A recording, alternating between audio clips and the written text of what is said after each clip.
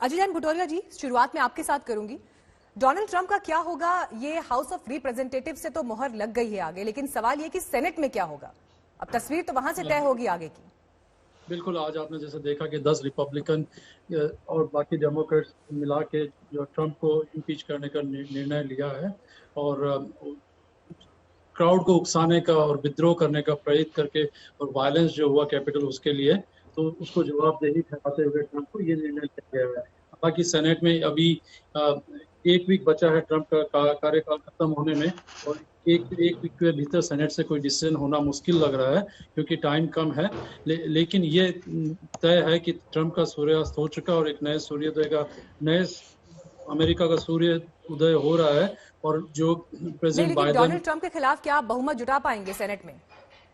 देखिए, मिच मैकोनल ने अभी तक जो मीडिया में इंडिकेशन दिया है कि वो भी इस इम्पीचमेंट को सपोर्ट कर रहे हैं, तो ये कहना अर्ली होगा कि हमें जितने वोट चाहिए, पूरे 67 वोट जो चाहिए सेनेट में, वो होंगे या नहीं होंगे, ये कहना अर्ली है। बट एक चीज क्लियर है कि अगर 50% भी वोट होते हैं तो ट्रंप दोबारा इलेक्शन नहीं लड़ सकते हैं आगे फ्यूचर में। वो की एक बहुत अच्छी बात होगी, जो ये दुनिया के लिए खतरा है वो एक चीज हो जाएगी। उसके अलावा भी बहुत सारे प्रोसेस होने बाकी हैं, क्या क्या निकल के आता है इम्पीचमेंट प्रोसेस से, वो काफी बाकी है। पुनीत आलूवाला जी,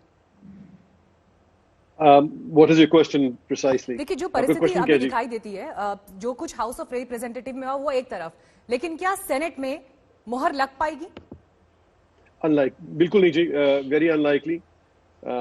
एक हफ्ता रह गया और उसके बाद आई थिंक जो मेरा सुझाव होगा कि अगर कंट्री को आपने यूनाइट करना है तो ये डिवाइसिव पॉलिसी छोड़े और एक क्रिएटिव काम करें, जो कि ये डेमोक्रेटिक पार्टी में बहुत मुश्किल से होता है। ये सेकंड टाइम इम्पीचमेंट कर रहे हैं, पहले भी it was a sham impeachment. Now again इनसे क्या कहते हैं, कोविड क्राइसिस में बिल तो पास हुए नहीं इन अर्जेंसी, लेकिन हाउस ऑफ रिप्रेजेंटेटिव में तो आप ही के 10 सांसदों ने जो है वो ट्रंप के खिलाफ वोट किया। आप ही के 10 सांसदों ने उनके खिलाफ वोट किया। बिल्कुल मॉरली राइट, जो हुआ गलत हुआ, उसके लिए इट्स डिसग्रेसफुल, डिसअपॉइंटिंग, ये नहीं होना चाहिए था।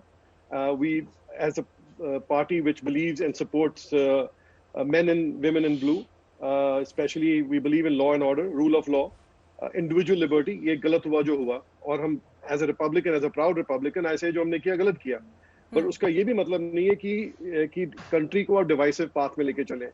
आप 6 महीने से दंगे फसाद कर रहे हैं, चाहे वो पोर्टलैंड ऑरिगन में हो, चाहे वॉशिंगटन डीसी में हो, चाहे रिचमंड में हो, आप उसको तो कुछ नहीं, आप you are not taking care of that issue जो एंटीफा ने और क्या कहते हैं BLM मूवमेंट ने किया।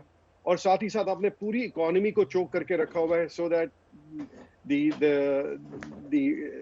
द डिसअपॉइंटमेंट जो हमारी जो अमेरिकन की डिसअपॉइंटमेंट है, it comes against the government and the leadership.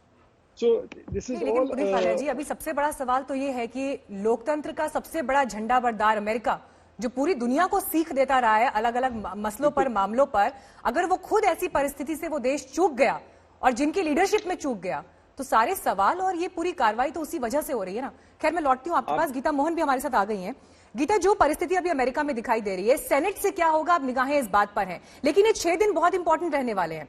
और इसी के आगे का एक सवाल है कि अगर 20 तारीख गुजर भी जाती है तो क्या उसके बाद भी डोनाल्ड ट्रंप पर एक्शन हो सकता है महाभियोग के मद्देनजर?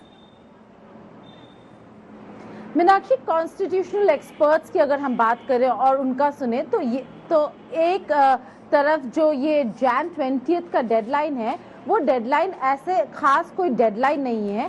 जो 5 दिन बचे हैं, जो 7 दिन बचे हैं, उसमें अगर सेनेट में ये प्रस्ताव मूव होता है तो 2/3 की मेजॉरिटी की जरूरत जरूर है।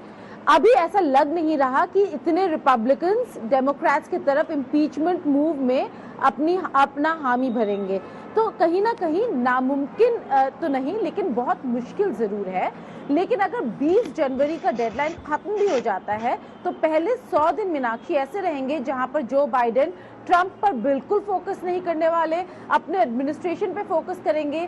100 दिन बाद सेनेट में फिर इस प्रस्ताव को लिया जाएगा, और अगर तब सपोर्ट बनता है तो तब भी वो इम्पीच हो सकते हैं। तो अभी डेमोक्रेट्स ये देखना चाहते हैं कि क्या उनके पास वो 2/3 मेजॉरिटी है कि वो बड़े कॉन्फिडेंटली सेनेट में ये प्रस्ताव को मूव करें या नहीं।